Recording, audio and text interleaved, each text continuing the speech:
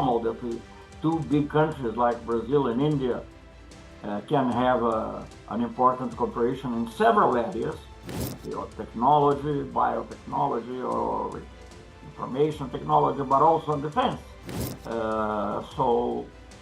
We are partners, or have been partners for a long time. It's incredibly important for Brazil and India. I think is the essence of Global South was the formation of this group. It's trans-ideological, I would say, so that what we have in common is that we are countries that are aiming at development and are aiming at peace in global terms.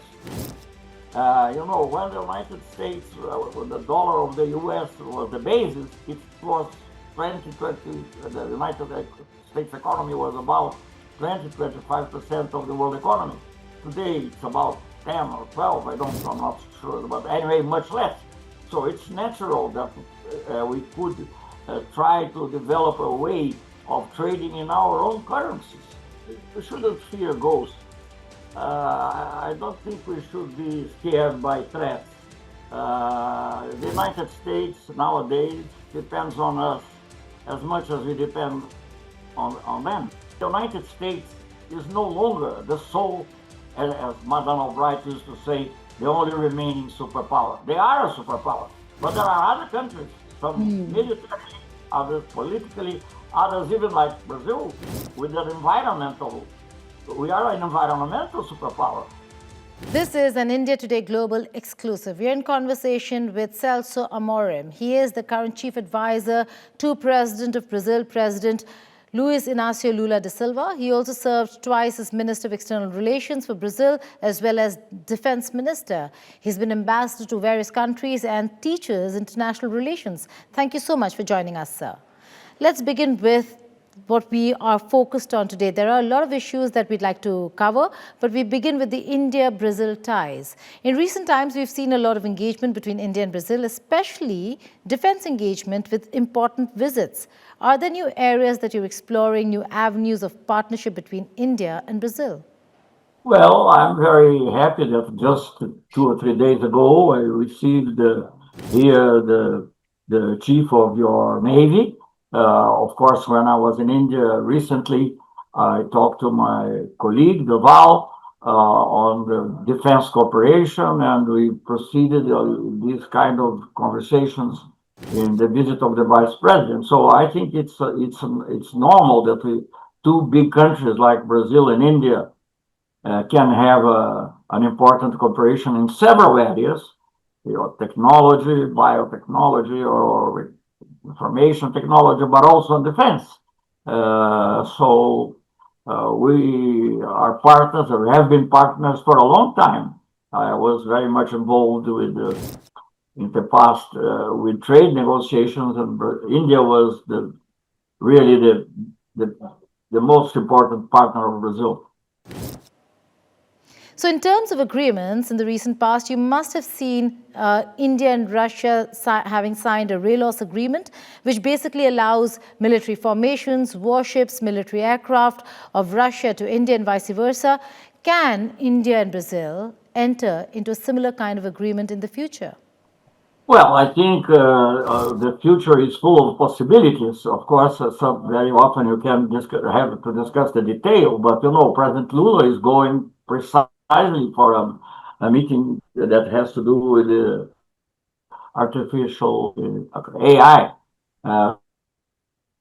So I can discuss all sorts of agreements relating to communication, information, also because these are essential parts of the defense cooperation as well. Is, sir, Brazil interested in the Akash air defense system? Are you looking to procure it from India? What does it look like when it comes to countering regional threats? There are certain countries that influence Latin America. How can really India and Indian defense systems really help you? Yes. When I was defense minister, we had already some cooperation, apart from pure sales.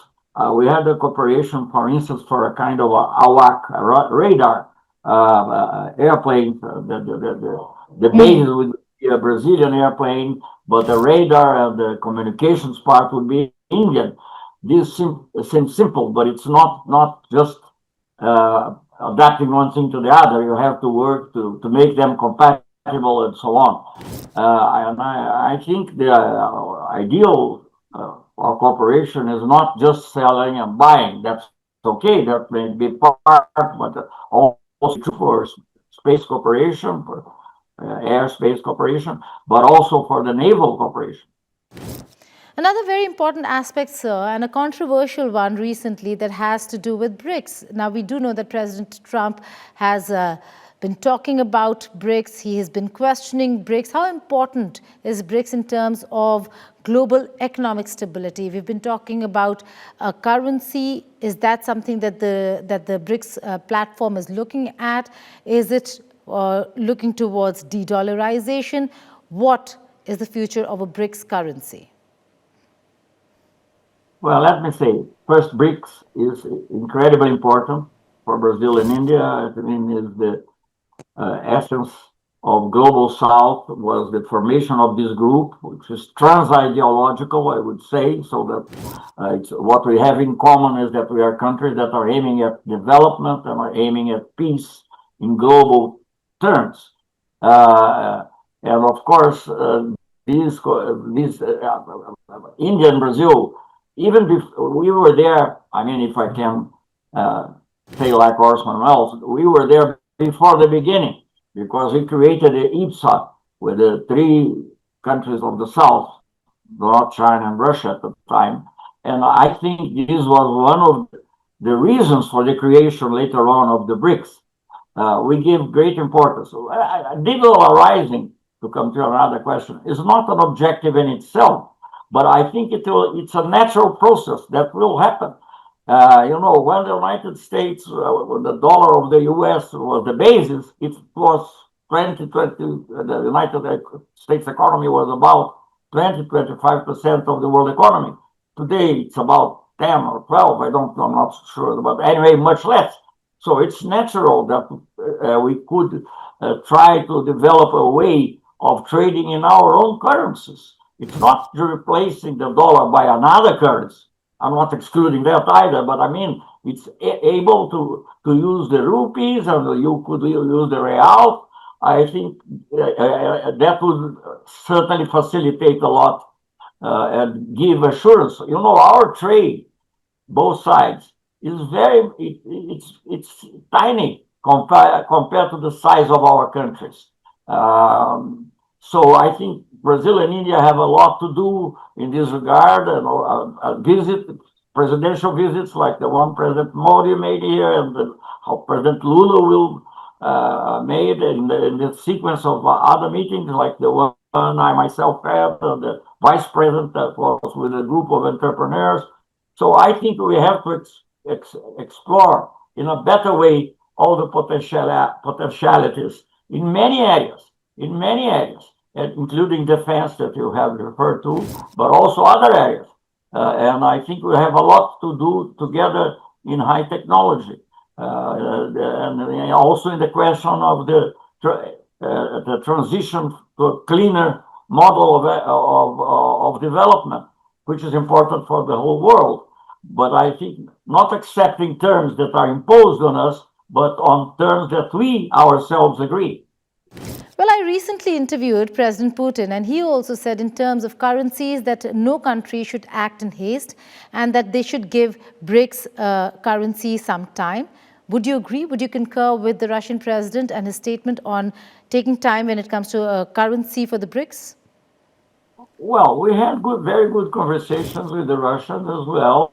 President Putin sent a special envoy to Brazil. By the way, it was the same person that was in the recent meeting of the G20 in Johannesburg. And we had a conversation. We are open to several possibilities, but this has to come naturally, not just like, we want to challenge the dollar. No, that will come naturally. It's not simple because people get used to some sort of guarantee, but I think the changes in the world economy themselves will promote this kind of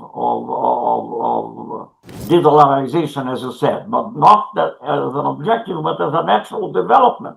And I think the best way to do it, I'm not an economist myself, so I'm just speaking from what I read and from a geopolitical point of view, is to increase the trade based on our own currency.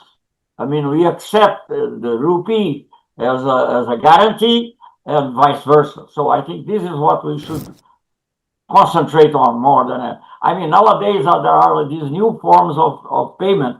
In Brazil, we call it Pix. I don't know how to call it in India, but I'm sure you have, because I spoke the other day with someone in the central bank. So I think we can find a way of interconnecting these systems, and I think this will have a big big push on trade, because it facilitates a lot for the consumer or for the investor to use this system. So if we are able to interconnect somehow our systems of rapid payment, which is, I don't know how to call it in India, in Brazil called. I mean, this would be a big step, and to some extent not so difficult. It doesn't need to be seen as challenging anyone. We are just facilitating trade between ourselves. And maybe if this gets well bilaterally, we can put for the whole of Brics or for some of the Brics. That's how we should do it, in my opinion. Then why do you think President Trump is so rattled? He's threatened nations who seek to join the BRICS, and then he's also threatened them if there is a move to have a BRICS currency.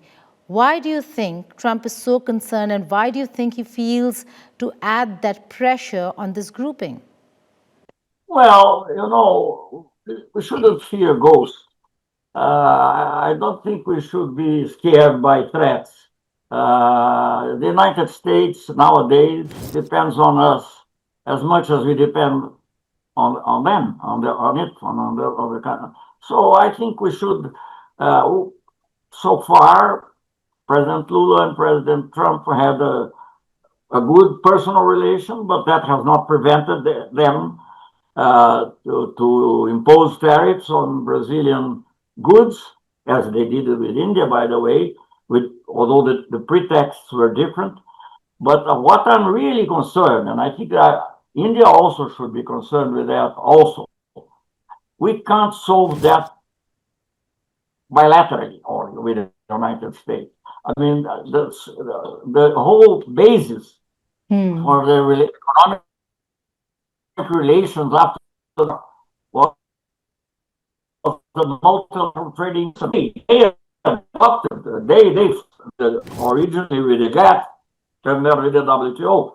Brazil and India were very well coordinated on that subject, and they should to be coordinated. But I think it's in our interest to defend the multilateral system, because if you have just a series of bilateral agreements, although they can alleviate immediate situations, structurally they don't give us any sort of safe haven. So I think that the fact that we can move, I mean, the United States is no longer the sole, as Madame Albright used to say, the only remaining superpower. They are a superpower, but there are other countries, some militarily, others politically, others even like Brazil, with an environmental. We are an environmental superpower. So I think the world is much more complex than it was, and we have to take that into account to push things that can solve multilaterally. But in order to solve multilaterally, maybe we have also to diversify our bilateral relations. And that's why I think the relations between Brazil and India are so important. When I was foreign minister, I was at least 10 times in India, at least, because I dealt with trade, but I also dealt with other subjects. I put a lot of hope in the next trip of President Lula in February, which will be it will be a state visit at the side of the conference on. So I think these leaders meeting have a lot of impact on the minds of the people. I think if you speak of common currency, it sounds abstract, but when the presidents meet, they see the political will, they see where we are going, and I think this is very important. As I said, I think it was the visit of President Modi here was extremely important. It was really treated as a state visit. He is the head of government, but not formally head of the state, but we treated as a state visit. Plus, of course, all the governmental discussions President Lula received in his own residential palace, which is something that he very rarely does. So we gave that importance. That's a signal. That's a symbol of the importance we give to India. Right. And I think the fact that the three commanders of the three chiefs of the armed forces of Brazil went to India. We received now the chief of Navy. I hope the others will come. And I think that this exchange of visits, my discussions with Doval were excellent on several fields of cooperation, also in the terms of national security advisors. So I think we have to move that forward. And even culturally, I mean, I was an admirer of Indian films from the 60s. So I'm a very old guy. So from the 60s. And I think we would also promote cultural exchanges because the culture in India and Brazil are very rich and very different. So maybe we can combine also that cultural dimension to the trade one. So you just said, you spoke about the visit to India during the AI summit. What can we expect during President's visit to India? Any major announcements, any agreements that we should be looking forward to? Well, I think the Vice President, when he went there, they discussed a lot of questions, which I don't know exactly who was his interlocutor. It probably was received by the Prime Minister as well. But I mean, he had other interlocutors, and he went with a group of entrepreneurs. So that certainly generated a lot of possible agreements. I think that what we mentioned on the area of defense and what we mentioned also in the area of facilitating trade through currency agreements. I know that our people here of our central bank are interested also. So I hope we find a way to do that, because that would be a great stimulus. But of course, there are other areas in which Brazil and India can exchange. You have a very important smallholders agriculture. We also have. So there, and medicine. I mean, you are one of the greatest, if not the greatest, not the biggest producer of generic goods. And I think Brazil also fought together with India in the WTO so that we can use generic medicaments or vaccines. So that's an enormous area for cooperation that we had not mentioned before.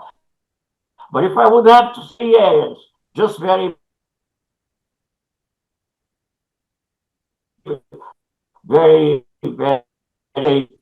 health, defense, and high technology. Right. Now that we're talking about bilateral, shifting from India-Brazil to U.S. Brazil. Now, on the 3rd of December, there was a phone call between President Trump and President Lula da Silva, and there was a press release that said that the conversation was positive. What key commitments were exchanged, either on trade, conversation on Bolsonaro's prosecution, or and does this mark a pragmatic reset or just temporary diplomacy? Well, going into details, but I would say that the conversations between President Lula and President Trump are basically on bilateral issues. We have a problem with the increase in tariffs. It was totally absurd. Without any specific reason, actually, because even the United States runs a surplus with Brazil. And if you count services, the surplus is even bigger. So there is no reason apart from maybe a display of power. So there is a conversation about that. They made some changes in some tariffs because it was in their own interest in terms of the not having an inflationary dimension there in the U.S. But this discussion continues because the negotiations go on at the technical level, and we also discussed other measures that were taken against members of the judiciary in Brazil, which is something that annoys very much. President Trump said that he would look into it. So, and of course, more generally, we spoke about, when I say we, Brazil, President Lula spoke about the question of South America and Latin America, the preoccupation that we have because South America, Latin America in general, but more specifically South America, which is our subcontinent, if you wish, South America has been an area of peace and cooperation. This is a God benefit. We don't have any difficult rivalries inside. But of course, if some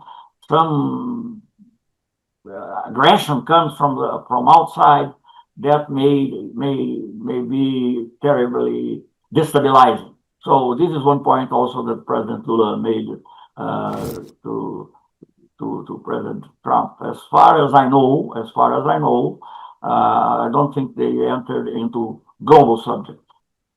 Did they enter into any conversation on Bolsonaro? Because the president, that's President Trump, has been very, very vocal about his so-called friend, former President Bolsonaro.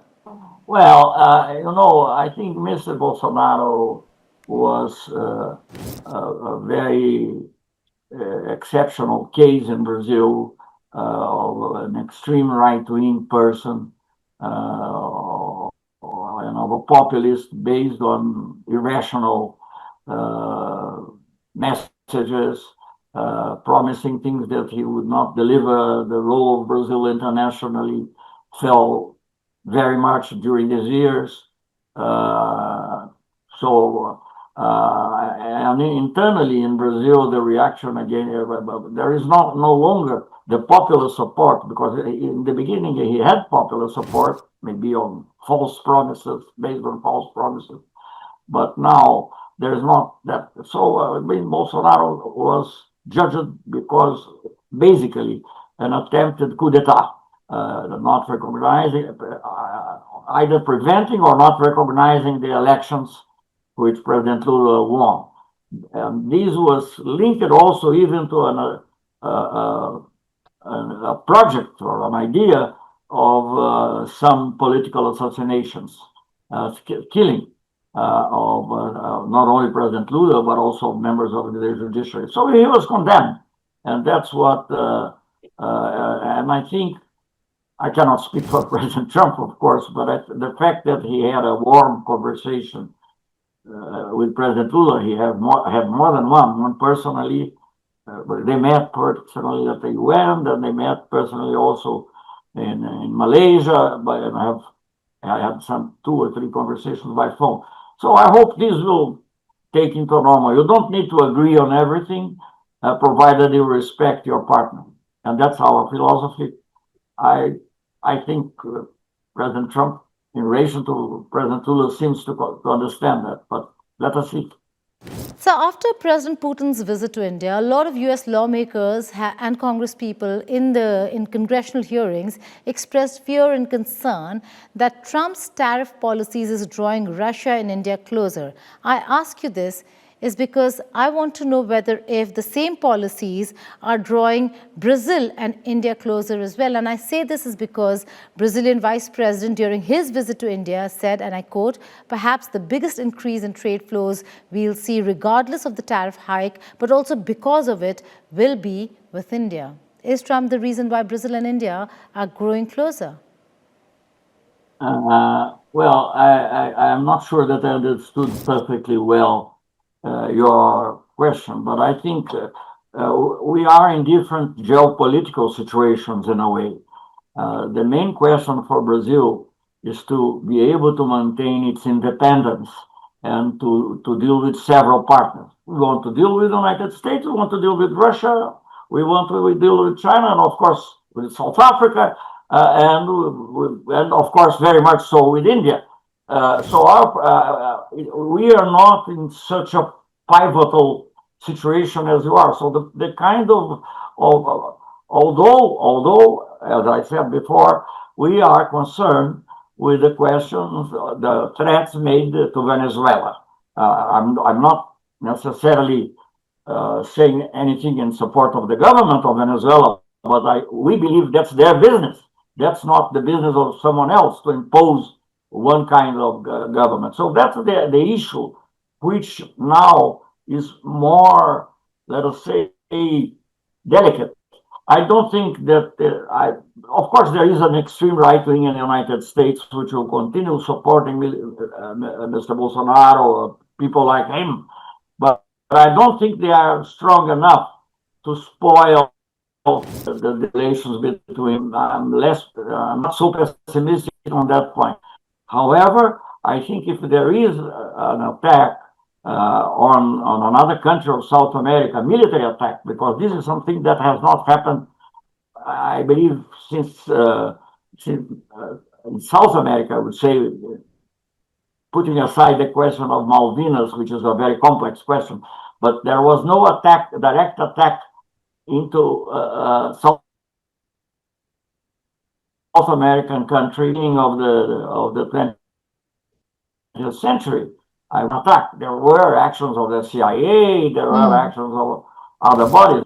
That's in the books. That's common knowledge, but not an attack as such. So I think if that happens, this would create a very troublesome situation. Of course, we won't. Brazil cannot even have the presumption that we can react in the same way, but I think that will somehow damage the relations. I think. Let us see. But I don't want to be. I hope still that some peaceful way of solving the questions between the U.S. and Venezuela will be found. Although there already has been some damage, but let us hope it will stay by then.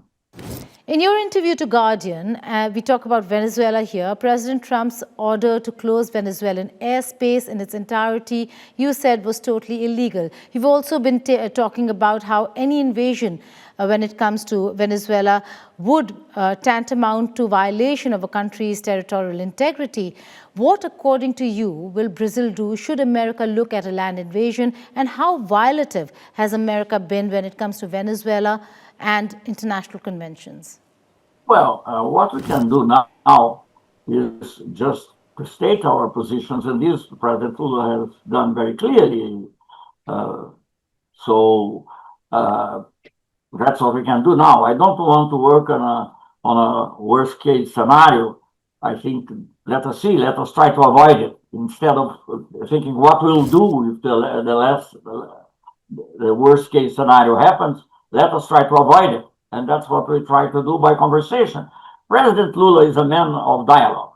I think he has, I remember in his first and second terms, where I was also foreign minister, people would say Lula was the only statesman that was able to talk to Chavez and talk to Bush and be friendly with both.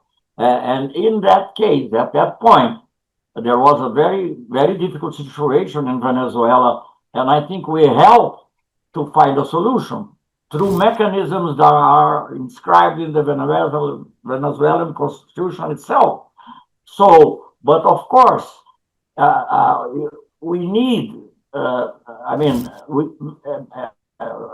order to facilitate, or I wouldn't even use the word mediate, but in order to facilitate a kind of solution, there must be political disposition on both parts. In that case, there was. Maybe because the United States was too busy with Iraq, I don't know. Maybe that was one point. Maybe because the Venezuelans Also, President Chavez saw that there was an internal division that required some movement, whatever. But there was, in principle, two sides with very different situations, but with the disposition for the dialogue. Then we could help. But if you don't see any disposition of solving the questions peacefully, then it's very difficult. Right. But I'm not sure yet. I'm still hopeful that we can find a way. But we're looking at boats being attacked. We're looking at people missing. We're looking at oil being taken away from Venezuela. And in such a scenario, would you consider this an act of war? Should U.S. military strike land Venezuelan territory, its land, or move into Venezuelan space? Would that become an act of war? And would that draw Latin American nations into this whole quagmire? Do you see that happening? One. And secondly, what is America going to do now? Is that going to be the next step, war between America and Venezuela? Well, I not mentioned Vietnam. I was thinking of the possibility of an invasion, which was raised. There may be acts which are illegal from the point of view of the international law, and even by considered or discussed whether they are acts of war or not. But anyway, these are not the same thing. Vietnam would be if there is a city. So I hope this. I'm pretty sure this won't happen. How to react to these other acts, which are, in my opinion, aggressive acts? Of course, the United States tries to justify that as a war on drugs, but they mix up the war on drugs with terrorism, which is something that we don't accept. We only consider. I don't want to enter into other delicate subjects, but anyway, for us, terrorists are the groups that are so defined by the United Nations Security Council. So anyway, so there is no legal basis, in my opinion, for these acts, which are, in a way, violent acts. So, but this is not the same thing as an invasion. I'm not even speaking from a legal point of view, but from a political point of view, from a sociological point of view. It's different. But let us see if there's still a way. We don't approve of what happened. Of course, we criticize it. What has happened so far in terms of the airspace and in terms of the boats that you mentioned. But we're still hopeful that some talk, that some common sense would prevail.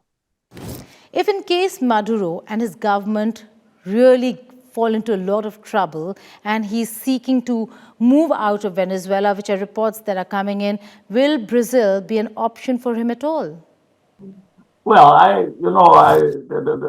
what happens inside Venezuela, it's a Venezuelan question. It's for them to decide. Of course, I was there during the elections. I didn't think the elections were fully as they should have been, but we continue to have relations with them because we consider this a problem of an internal problem of Venezuela. We from outside can give some help, but only when there are people in dialogue, and there's no dialogue now. And of course, these acts of aggression or economic isolation, all that only aggravates the situation. It doesn't help at all. We had the example in the past when the U.S. government recognized another gentleman, Mr. Guaido, as president. Did that help? Not at all. In the end, even Mr. Guaido, nobody speaks about him anymore. He's a non-being almost. So this is not a way of acting by pressure, by violation. I think we have to do in a different way. I think it's our duty to help, if there is room for it, to help in a peaceful solution. And if there is no room for it, then we'll have to think. But I prefer not to advance that. Mr. Celso Amorim, sir, thank you so much for joining us in this exclusive conversation. Thank you.